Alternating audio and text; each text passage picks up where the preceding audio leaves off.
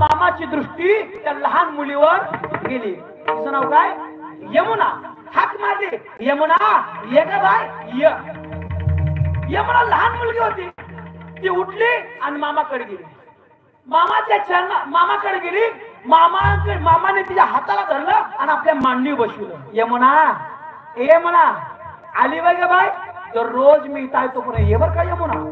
होय म्हटली. पण दररोज तिथं यमुना हौसाबाई सिद्धप्पा मामा जोपर्यंत तिथं बघा होता तोपर्यंत मामा जाऊन मामाकडे जात होते. पण एक दिवस असा उचलला,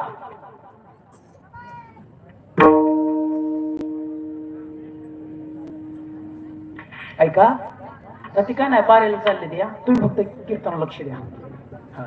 ऐका, एक दिवस असा उचलला, यमुना हौसा आणि सिद्धप्पा मामाकडे दर्शनाला गेले.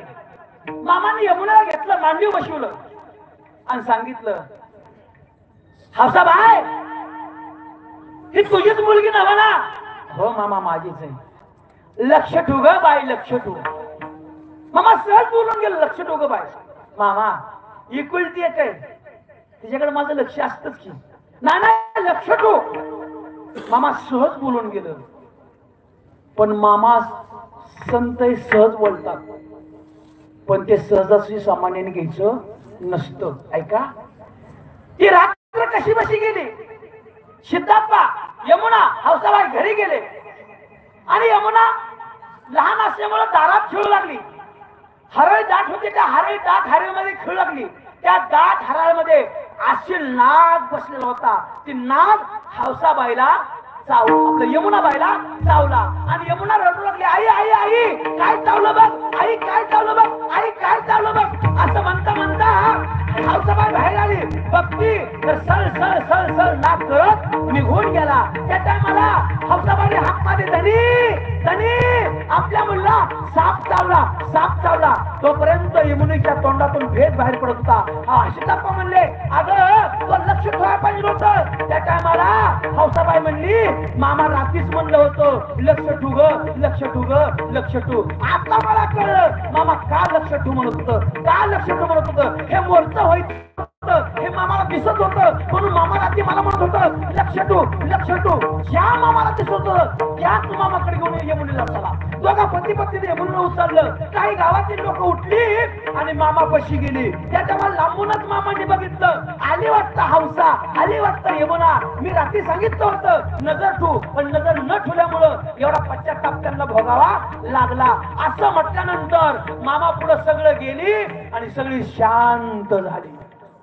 हौसाबाई म्हणली, मामा यमुना रात्री मांडी बसली, त्या टायमाला तुम्ही म्हणला होता लक्ष ठेव, लक्ष ठेव. म्हणजे तुम्हाला रात्री माहिती झालं तर यमुनेला उद्या साप चावायचा आहे, नाग चावायचा आहे, मग अगोदरच का सांगितलं नाही? हौसा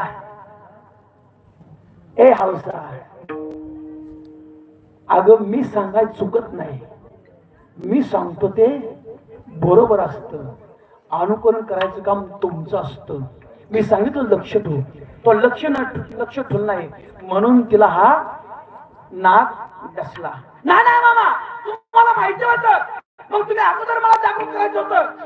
आता तुम्हाला माहिती असून तुम्ही न सांगितल्यामुळं माझ्या यमुनेला तुम्ही उठवलंच पाहिजे. जर उठवलं तरच मी घरी जाणार, नाही उठवलं तर यमुनेला इथनं हलवणार नाही आणि मी इथनं जाणार नाही. अहो दिवस उगवल्यापासून 10-11 वाजेपर्यंत मामा त्या यमुनेकडे बघायचे. हौसाबाई मामाला म्हणायची माझ्या मुलीला उठवा, सिद्धप्पा म्हणायचे उठवा उठवा. गावकरी म्हणले, अरे ही कशाच उठवत या, ही काय देव आहे वय. बघा तुम्ही, एखादं काम नाही झालं आपण म्हणतो कशाचं काय खरं का म्हणतो का नाही. आला का महिना झाला मामाकडे जातो, एक पण काम होईना, येड्या होत तसं होत असतं रे. अंतरीची घेतो गोडी पाहे जोडी भावाची, देव सोयरा देव सोयरा देव सोयरा दिनाचा. ऐका, अंतरीची गोडी घेतो, आधी ह्यांना वाटा आणि मुठभर द्यायचं पुढे सरकायचं. ती 10-5 जणांचं घ्यायची ते, हा पुढं सरा, पुढं एका जणांना द्यायचं नाही, सरा पुढं. हा सगळ्याला 2-2 फुलं घ्या, बोलू नका. ऐका आता, ऐका ऐका.